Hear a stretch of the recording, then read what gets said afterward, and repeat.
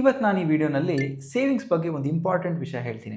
ನನಗಿದು ನನ್ನ 21, 22 ನಾನು ಕೆಲಸಕ್ಕೆ ಹೋಗೋ ಟೈಮಲ್ಲಿ ಯಾರಾದರೂ ನನಗಿಂತ ಹಿರಿಯರು ಹೇಳ್ಕೊಟ್ಟಿದ್ರೆ, ಇಲ್ಲ ನಾನೇ ಕೂತು ಯೋಚನೆ ಮಾಡಿ ಈ ಥರ ಯೋಚನೆ ಮಾಡಿದರೆ ನನ್ನ ಫ್ಯೂಚರ್ ಬಗ್ಗೆ ತುಂಬಾ ದೊಡ್ಡ ಬೆನಿಫಿಟ್ ಆಗ್ತಿತ್ತು. ಏನದು ಬೆನಿಫಿಟ್ ಆ ಸೇವಿಂಗ್ಸಿಂದ? ನೀವು ಯಾರಾದರೂ 21, 22 ವಯಸ್ಸಲ್ಲಿದ್ದರೆ ಇದನ್ನು ಹೇಗೆ ಉಪಯೋಗಿಸ್ಕೋಬೋದು? ಇಲ್ಲ ನೀವು ನಂತರ ಆಲ್ರೆಡಿ 35 ಆಯಿತು 35 ವರ್ಷ ಆಯಿತು, ಬಟ್ ಇವಾಗ ಮಾತ್ರ ನಿಮ್ಗೆ ಇದು ಗೊತ್ತಾಗ್ತಿದೆ ಅಂದರೆ ಇವಾಗಿಂದ ಇದನ್ನು ಹೇಗೆ ನೀವು ಚೇಂಜ್ ಮಾಡ್ಕೋಬೋದು ಅಂತ ಹೇಳೋದೇ ಈ ವಿಡಿಯೋ. ಈ video one of the most interesting video ಆಗಿರುತ್ತೆ ನಮ್ಮ ಚಾನಲಲ್ಲಿ. ಏನದು ವಿಡಿಯೋ ನೋಡೋಣ ಬನ್ನಿ. ನಾನು ವಿನೋದ್, ಇದು ನನ್ನ ಚಾನಲ್, ನನ್ನ ಆರ್ಥಿಕ ಹಾದಿ. 3 ವರ್ಷದಲ್ಲಿ 1 ಕೋಟಿ ಸೇರಿಸ್ತಿರೋ ನನ್ನ ಈ ಜರ್ನಿನಲ್ಲಿ ಇವತ್ತು ದಿನ 136. ಮಿಸ್ಟ್ರಿ ಬಾಕ್ಸಲ್ಲಿ ನಾನು ಇವತ್ತು ಮಾಡ್ತಿರೋ ಸೇವಿಂಗ್ಸ್ ಬಂದು 2,000 ರೂಪಾಯಿ. ಬನ್ನಿ ಇನ್ಯಾಕೆ ತಡ, ವಿಡಿಯೋ ಒಳಗಡೆ ಹೋಗೋಣ. ಸೊ ಅಂದಾಜು ಇವಾಗ ನನಗೆ ವಯಸ್ಸು ಬಂದು 35. ನಾನು ಕೆಲ್ಸಕ್ಕೆ ಹೋಗೋಕ್ಕೆ ಶುರು ಮಾಡಿದ್ದು ಅಂದಾಜು ನನಗೊಂದು 21 ವಯಸ್ಸಿದ್ದಾಗ. ಸೊ ಆಲ್ಮೋಸ್ಟ್ ಒಂದು 13ರಿಂದ 14 ವರ್ಷ ನಾನು ಕಂಟಿನ್ಯೂಸ್ ಆಗಿ ಕೆಲಸ ಮಾಡಿದ್ದೀನಿ ಅಲ್ವಾ. ಸೊ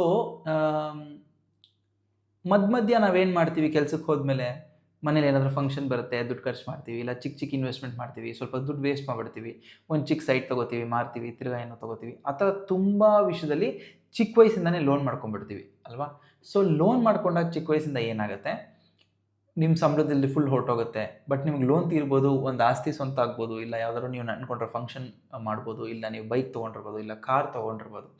ಬಟ್ ನೀವೆಲ್ಲಾದರೂ ಒಂದು ಕಡೆ ಕೂತು ಒಂದು ಪೇಪರು ಪೆನ್ ತೊಗೊಂಡು ನಾನು ಹೇಳೋ ಕೆಲಸ ಮಾಡಿ.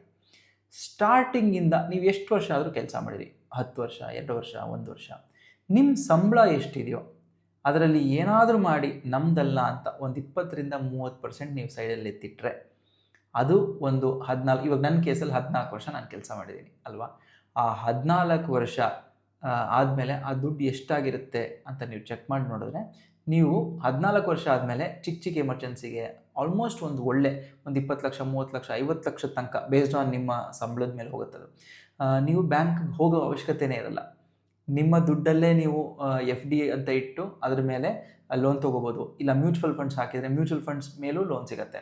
ಆ ಥರ ನಾವು ಮಾಡಿ ನಮ್ಮ ಕಷ್ಟದ ಸಮಯದಲ್ಲಿ ಲೋನ್ ಪಡ್ಕೋಬೋದು. ನಾನೊಂದು ಎಕ್ಸಾಂಪಲ್ ಸಮೇತ ಎಕ್ಸ್ಪ್ಲೇನ್ ಮಾಡ್ತೀನಿ. ನನ್ನ ವಿಷಯಕ್ಕೆ ಬರೋಣ. ಅಂದಾಜು ಒಂದು 14 ವರ್ಷ ನಾನು ಕೆಲಸ ಮಾಡಿದ್ದೀನಿ, ಕರೆಕ್ಟಾ? ಇವಾಗ ನಾವು 14 ವರ್ಷದಲ್ಲಿ 2 ವರ್ಷ ಬಿಟ್ಬಿಡೋಣ, 12 ವರ್ಷ ತಗೋಣ. ಇಲ್ಲಿ ತನಕ ನಾನು ಯಾವಾಗಲೂ 15,000 ರೂಪಾಯಿ ಸೇವ್ ಮಾಡಿದರೆ ಈ ಫುಲ್ 12 ವರ್ಷ, ಅದಕ್ಕೆ ಇಂಟ್ರೆಸ್ಟ್ ಹಾಕೋದು ಬೇಡ, ಏನೂ ಬೇಡ. ಆ 15,000 ಮಾತ್ರ 12 ವರ್ಷಕ್ಕೆ ಟೋಟಲ್ಲು ಆಲ್ಮೋಸ್ಟ್ 23,40,000 ಆಗ್ತಿತ್ತು ಅಲ್ವಾ. ಸೊ ಅದಕ್ಕೆ ನಾನು ಇನ್ನೂ ಬಡ್ಡಿ ಸೇರಿಸಿಲ್ಲ. ಪ್ಲಸ್ ನಾನು ಹೇಳ್ದಂಗೆ ಸಂಬಳ ಜಾಸ್ತಿ ಆದಷ್ಟು 20-30% ಅನ್ನೋದು ಜಾಸ್ತಿ ಆಗುತ್ತಲ್ವಾ. ಸೊ ಆ ಥರ ಲೆಕ್ಕ ಮಾಡೋಕ್ಕೆ ಹೋಗಿಲ್ಲ. 12 ವರ್ಷ ಕಂಟಿನ್ಯೂಸ್ ಆಗಿ 15,000 ನನ್ನ ಸಂಬಳದಿಂದ ನಂದಲ್ಲ ಅಂತ ಎತ್ತಿಟ್ಟು ಅದನ್ನು ನಾನು 12 ವರ್ಷ ಆದಮೇಲೆ ನೋಡಿದ್ರೆ ಬರೀ ಆ ದುಡ್ಡೇ 23,40,000 ಇತ್ತು. ಸೊ ಲೆಟ್ಸೇ ಇದೊಂದು FD ಇದೆ ಇವಾಗ ಅಂತ ಅಂದ್ಕೊಳ್ಳೋಣ. ಆ FDನಲ್ಲಿ ನನಗೆ ಸಡನ್ನಾಗಿ ಒಂದು 10 ಲಕ್ಷ ಬೇಕಾ? ಆ FDನೇ ನಾನು ಇಟ್ಟು ಬ್ಯಾಂಕಲ್ಲಿ 10 ಲಕ್ಷ ಲೋನ್ ತೊಗೊಂಡು 10 ಲಕ್ಷ ತೀರಿಸ್ಬೇಕಾದ್ರೆ ವಾಪಸ್ ತೀರಿಸಿದ್ರೆ ನನ್ನ ದುಡ್ಡು ನನ್ನ ಹತ್ರ ಇರ್ತಿತ್ತು, ಬೇಕಾದಾಗ ಲೋನು ಸಿಗುತ್ತೆ. ಸೊ ಇನ್ನೊಂದು ಬ್ಯಾಂಕಿಗೆ ಹೋಗಿ ಲೋನ್ ಅಪ್ಲೈ ಮಾಡಿದ್ರೆ EMI ಕಟ್ತೀವಿ, ಆ ದುಡ್ಡು ಹೋಯಿತು, ನಮಗೆ ಬರೋದು ಇಲ್ಲ ವಾಪಸ್ಸು. ಸೊ EMI ಕಟ್ಟೋದ್ರಿಂದ ಏನಾಗುತ್ತೆ, ನಾವು ಸೇವಿಂಗ್ಸು ಮಾಡೋಕ್ಕಾಗಲ್ಲ, ಕರೆಕ್ಟಾ? ಸೊ ಇದು ನನಗೆ ಯಾಕೋ ಇವತ್ತು ಕೂತು ಯೋಚನೆ ಮಾಡಿದಾಗ ನನಗೆ ಅನಿಸಿದ್ದು, ಇಷ್ಟೊಂದು ಕ್ಲಾರಿಟಿ ನನಗೆ ನನ್ನ 21, 22ರಲ್ಲಿ ಇರಲಿಲ್ಲ. ಓಕೆನಾ? ಸೊ ನಿಮ್ಗೆ ಯಾರಾದರೂ ಇದ್ದರೆ ದಯವಿಟ್ಟು ಅದನ್ನು ನಾನು ತುಂಬ ಅಪ್ರಿಷಿಯೇಟ್ ಮಾಡ್ತೀನಿ. ಪ್ಲಸ್ ನೀವು ಅದ್ರ ಬಗ್ಗೆ ಹೆಮ್ಮೆ ಪಟ್ಕೋಬೇಕು. ಬೈ ಚಾನ್ಸ್ ನಿಮಗೂ ನಂತರ ಇವಾಗ ಯೋಚನೆ ಇಲ್ಲ, 21, 22 ವಯಸ್ಸು, ಬಟ್ ನಿಮ್ಗೆ ಅದೆಲ್ಲ ಯೋಚನೆ ಮಾಡೋಕ್ಕೆ ಏನಂತಾರೆ ಅಷ್ಟು ನೀವು ಯೋಚನೆ ಮಾಡೇ ಇಲ್ಲ ಅದ್ರ ಬಗ್ಗೆ ಅಂದರೆ, ದಯವಿಟ್ಟು ಈ ವಿಡಿಯೋನೇ ನೀವು ಒಂದು ಸ್ಟೆಪ್ಪಾಗಿ ತೊಗೊಳ್ಳಿ, ಒಂದು ಪಾಠ ಅಂತ ಅಂದ್ಕೊಳ್ಳಿ. ಇವತ್ತೇ ಇದನ್ನು ಸ್ಟಾರ್ಟ್ ಮಾಡಿ. ನಿಮ್ಮ ಸಂಬಳದಲ್ಲಿ ನಿಮ್ಗೆ ಏನೇ ಕಮಿಟ್ಮೆಂಟ್ ಇರಲಿ, ಒಂದು 10%, 20%, 30%, ನಿಮ್ಮ ಕೆಪಾಸಿಟಿಗೆ ತಕ್ಕಂತೆ ಅದನ್ನು ಯಾವಾಗಲೂ ಎತ್ತಿಡ್ತೀರಿ. ನೆಕ್ಸ್ಟ್ ವರ್ಷ ಸಂಬಳ ಜಾಸ್ತಿ ಆಯಿತಾ, ತಿರ್ಗಾ 10% ಹೋಗಲಿ. ಆವಾಗ ಏನಾಗುತ್ತೆ, ನೀವು FD ಹಾಕ್ತಿರೋ, ಮ್ಯೂಚುವಲ್ ಫಂಡ್ ಹಾಕ್ತಿರೋ, RD ಹಾಕ್ತಿರೋ, ಅದು ನಿಮಗೆ ಬಿಟ್ಟಿದ್ದಲ್ಲ. ನಿಮಗೆ ಏನು ತುಂಬ ಚೆನ್ನಾಗಿ ಯಾವ ಫಿನಾನ್ಷಿಯಲ್ ಇನ್ಸ್ಟ್ರೂಮೆಂಟ್ ಅರ್ಥ ಆಗುತ್ತೋ, ಯಾವ ಸೇವಿಂಗ್ಸ್ ನಿಮಗೆ ಅರ್ಥ ಆಗಿ ನಾನು ನೀಟಾಗಿ ಮಾಡ್ಕೊಂಡು ಹೋಗ್ತೀನಿ, ನನಗೇನು ಸಮಸ್ಯೆ ಇಲ್ಲ ಅಂತ ಅನಿಸುತ್ತೋ ಆ ಸೇವಿಂಗ್ಸ್ ಮಾಡಿ. ಯಾರು ಏನಾದರೂ ಹೇಳಿ, ಯಾಕಂದರೆ ಒಬ್ಬರಿಗೆ FD ಕರೆಕ್ಟ್ ಅನಿಸುತ್ತೆ, ಒಬ್ಬರು ಮ್ಯೂಚುವಲ್ ಫಂಡ್ ಕರೆಕ್ಟ್ ಅನಿಸುತ್ತೆ, ಒಬ್ಬರಿಗೆ ಟ್ರೇಡಿಂಗ್ ಕರೆಕ್ಟ್ ಅನಿಸುತ್ತೆ, ಒಬ್ಬರಿಗೆ ರಿಯಲ್ ಎಸ್ಟೇಟ್ ಕರೆಕ್ಟ್ ಅನಿಸುತ್ತೆ. ನಿಮಗೆ ಯಾವ ವಿಷಯ ಅರ್ಥ ಆಗುತ್ತೋ, ನಿಮಗೆ ಯಾವುದು ತುಂಬ ಚೆನ್ನಾಗಿ ಗೊತ್ತಾಗಿ ಅದರಲ್ಲಿ ನೀವು ಕಾನ್ಫಿಡೆಂಟ್ ಆಗಿರ್ತೀರೋ ಅದನ್ನು ನಿಮ್ಮ ಫಿನಾನ್ಷಿಯಲ್ ಅಸೆಟ್ಟಾಗಿ ತೊಗೊಳ್ಳಿ. ಆದಷ್ಟು ತುಂಬ ಫಿನಾನ್ಷಿಯಲ್ ಅಸೆಟ್ಟಲ್ಲ ಇಲ್ಲ ಇನ್ಸ್ಟ್ರೂಮೆಂಟ್ಸಲ್ಲಿ ಇನ್ವೆಸ್ಟ್ ಮಾಡೋಕ್ಕೆ ನೋಡಿ, ಒಂದರಲ್ಲೇ ಮಾಡಿಬಿಡಿ. ಓಕೆನಾ? ಸೊ ಇದನ್ನು ನೀವು ಮಾಡೋಕ್ಕೆ ಶುರು ಮಾಡಿ. ಲೆಟಸ್ ಸೇ ಈ ವಿಡಿಯೋ ನೋಡ್ತಿರೋ ನೀವು ಯಾರಾದರೂ 35 ಆಗೋಗಿದೆ, ಇವಾಗ ನನಗೆ ಏನಾದರೂ 35, ನಾನು ಈಗಲೇ ಇದನ್ನು ಶುರು ಮಾಡಿರೋದು, ಇಲ್ಲ ನಿಮಗೆ 45 ಆಗಿರ್ಬೋದು, ಏನೂ ಪ್ರಾಬ್ಲಮ್ ಇಲ್ಲ. ಲೈಫ್ ಅನ್ನೋದು ಯಾವಾಗಲೂ ನಾವು ಇನ್ನೊಬ್ಬರ ಜೊತೆ ಓಡೋ ಕಾಂಪಿಟೇಷನ್ ಅಲ್ಲ. ನಾವು ಹೋದ ವರ್ಷ ಹೇಗಿದ್ವಿ, ಈ ವರ್ಷ ನಾವು ಹೇಗೆ ಇದ್ವಿ, ಹೇಗಾಗಿದ್ದೀವಿ, ನೆಕ್ಸ್ಟ್ ವರ್ಷ ಹೇಗಾಗಬಹುದು ಅಷ್ಟೇ. ಹೋದ ವರ್ಷಕ್ಕಿಂತ ಈ ವರ್ಷ ನಾವು ಚೆನ್ನಾಗಿರಬೇಕು, ಸ್ವಲ್ಪ ಎಕ್ಸ್ಟ್ರಾ ಬುದ್ಧಿ ಕಲ್ತ್ಕೋಬೇಕು, ಒಂದು 4 ಜನಕ್ಕೆ ಹೆಲ್ಪ್ ಆಗೋ ಥರ ಏನಾದರೂ ಮಾಡಬೇಕು ಅಷ್ಟೇ ಅಲ್ಲ. ಸೊ ನೀವೇನಾದರೂ ಇವಾಗ ನಂತರ 35ರಲ್ಲಿದ್ದರೆ ಇವತ್ತು ಇದನ್ನು ಶುರು ಮಾಡಿ. ನಿಮಗೆ 20-30% ಜಾಸ್ತಿ ಅಷ್ಟು ಸೇವ್ ಮಾಡೋಕ್ಕಾಗಲ್ಲ, ಆಲ್ರೆಡಿ ಕಮಿಟ್ಮೆಂಟ್ಸ್ ಇದೆ, ಲೋನ್ ಇದೆ, ಇಲ್ಲ ಬೇರೆ ಏನಾದರೂ ಇದೆ ಅಂದರೆ ಎಷ್ಟಾಗುತ್ತೋ ಅಷ್ಟು ಮಾಡಿ. 5% ಆಗುತ್ತಾ 5% ಮಾಡಿ. ಮುಂದಿನ ವರ್ಷ ಸ್ವಲ್ಪ ಜಾಸ್ತಿ ದುಡ್ಡು ಬರುತ್ತಾ ಆವಾಗ 5ರಿಂದ 10% ಮಾಡಿ. ಇವತ್ತಿಂದ ಶುರು ಮಾಡಿ. 45 ನೀವು ಬಂದಾಗ ಈ 10 ವರ್ಷ ನೀವು ಎಷ್ಟು ಸೇವ್ ಮಾಡಿರ್ತೀರೋ 45ರಲ್ಲಿ ನಿಮಗೆ ಆ ದುಡ್ಡು ನಾನು ಹೇಳ್ದಂಗೆ ನಿಮಗೆ ಏನಾದರೂ ಚಿಕ್ಕ ಪುಟ್ಟ ದುಡ್ಡು ಎಮರ್ಜೆನ್ಸಿ ಬೇಕಂದರೆ ನೀವು ಯಾವ ಬ್ಯಾಂಕ್ ಮುಂದೆನೂ ನಿಲ್ಲೋ ಅವಶ್ಯಕತೆ ಇಲ್ಲ, ಯಾರನ್ನೂ ದುಡ್ಡು ಕೇಳೋ ಅವಶ್ಯಕತೆ ಇರಲ್ಲ. ನಿಮ್ಮ ದುಡ್ಡಿಂದ ನೀವೇ ದುಡ್ಡು ತೊಗೊಂಡು ಆ ದುಡ್ಡು ನಿಮಗೆ ಸಿಕ್ಕಿದಾಗ ವಾಪಸ್ ನೀವೇ ಬ್ಯಾಂಕಲ್ಲಿ ಕ್ಲಿಯರ್ ಮಾಡಿದ್ರೆ ನಿಮ್ಮ ದುಡ್ಡು ಆಯಿತು. ಎಮರ್ಜೆನ್ಸಿ ಟೈಮಲ್ಲಿ ನಿಮಗೆ ಸಪೋರ್ಟು ನಿಮ್ಮಿಂದನೇ ಸಿಕ್ತು. ಕರೆಕ್ಟಾ? ಇದೇ ನಾನು ತುಂಬ ಸೀರಿಯಸ್ಸಾಗಿ ನಿಮ್ಮೆಲ್ಲರ ಹತ್ರ ಶೇರ್ ಮಾಡ್ಕೋಬೇಕು ಅಂತಿದ್ದೆ. ಈಗ ನನ್ನ ವಿಷಯಕ್ಕೆ ಬರೋಣ. ಈ 3 ವರ್ಷದಲ್ಲಿ ನಾನು 1 ಕೋಟಿ ಸೇರಿಸ್ಬೇಕು ಅಂತಿದ್ದೀನಿ. ಕರೆಕ್ಟಾ?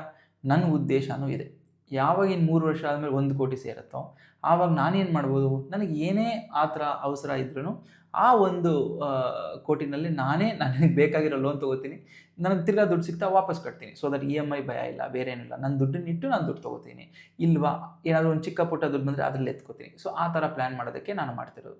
ಸೊ ನೀವು ನಿಮ್ಮ ಶಕ್ತಿಗೆ ಒಳಪಟ್ಟು ಎಷ್ಟಾಗುತ್ತೋ ಅಷ್ಟು ಮಾಡಿ. ಯಾರೂ ಅವಸರ ಪಡಬೇಡಿ, ಟೈಮ್ ತುಂಬ ಇದೆ. ಬಟ್ ಪ್ರಾಕ್ಟೀಸ್, ಆ ಸೇವ್ ಮಾಡೋ ಅಭ್ಯಾಸನ ಇವತ್ತೇ ಶುರು ಮಾಡಿ. ಸೊ ಇದು ನಿಮ್ಮೆಲ್ಲರಿಗೂ ಖಂಡಿತ ಯೂಸ್ ಆಗುತ್ತೆ ಅನಿಸುತ್ತೆ. ಇವಾಗ ನೀವು ಹೇಳಿ, ಇವತ್ತಿಂದ ಎಷ್ಟು ಜನ ನೀವು ಇದನ್ನು ಮಾಡೋಕ್ಕೆ ಶುರು ಮಾಡ್ತೀರಾ ಅಂತ. ಶುರು ಮಾಡ್ತೀರಾ ಅಂದರೆ ಕೆಳಗಡೆ ದಯವಿಟ್ಟು ಎಸ್ ಅಂತ ಟೈಪ್ ಮಾಡಿ. ಇಲ್ಲ ಶುರು ಮಾಡಲ್ಲ, ನಾನು ಮುಂದಿನ ವರ್ಷ ಮಾಡ್ತೀನಿ ಅಂದರೆ ನೋ ಅಂತ ಮಾಡಿ. ಬಟ್ ನೀವು ನೋ ಅಂತ ಟೈಪ್ ಮಾಡಿದ್ರೆ ನಾನು ಈಗಲೇ ಹೇಳ್ತೀನಿ, ನಾನು ಆ ಕಮೆಂಟಿಗೆ ಹೋಗ್ಬಿಟ್ಟು ತಿರ್ಗಾ ರಿಪ್ಲೈ ಮಾಡ್ತೀನಿ, ಏನು ಇವತ್ತೇ ಶುರು ಮಾಡಿ ಅಂತ. ಎಸ್ ಅಂತ ಟೈಪ್ ಮಾಡಿದ್ರೆ ತುಂಬ ಸಂತೋಷ. ಸೊ ಈ ವಿಡಿಯೋ ನಿಮಗೆ ತುಂಬ ಉಪಯೋಗ ಆಗುತ್ತೆ ಅನ್ಕೋತೀನಿ. ಸೊ ನನ್ನ 1 ಕೋಟಿ ಸೇವ್ ಮಾಡೋ ಒಂದು ಉದ್ದೇಶದಿಂದ ಈ ಉದ್ದೇಶನೂ ತುಂಬ ಅಡಗಿದೆ. ಏನಂದರೆ ನಾನು ಸ್ವಲ್ಪ ಲೇಟಾಗಿ ಅರ್ಥ ಮಾಡಿಕೊಂಡೆ. But that's okay. ನಾನು ಹೇಳ್ದಂಗೆ ಯಾವುದಕ್ಕೂ ಸ್ಟಾರ್ಟ್ ಟೈಮ್ ಎಂಡ್ ಟೈಮ್ ಇಲ್ಲ. ನಮ್ಮ ಜೀವನ ನಮ್ಮ ಎಕ್ಸ್ಪೀರಿಯನ್ಸ್ ನಮಗೆ ಕರೆಕ್ಟ್ ಅಲ್ವಾ? ಸೊ ನೋಡೋಣ. ಮತ್ತೆ ಮುಂದಿನ ವೀಡಿಯೋನಲ್ಲಿ ಒಂದು ಒಳ್ಳೆ ವೀಡಿಯೋ ಜೊತೆ ನಾನು ನಿಮ್ಮ ಹತ್ರ ಬರ್ತೀನಿ. ಅಲ್ಲಿ ತನಕ ನೀವೇನು ಮಾಡಬೇಕು ಗೊತ್ತು, ಚಾನಲ್ ಸಬ್ಸ್ಕ್ರೈಬ್ ಮಾಡಬೇಕು. ಮತ್ತು ನನ್ನ ಎಲ್ಲ ವೀಡಿಯೋಗೂ ನೀವು ಕೊಡ್ತಿರೋ ಸಪೋರ್ಟ್ನ ಹೀಗೆ ಮುಂದುವರಿಸಬೇಕು.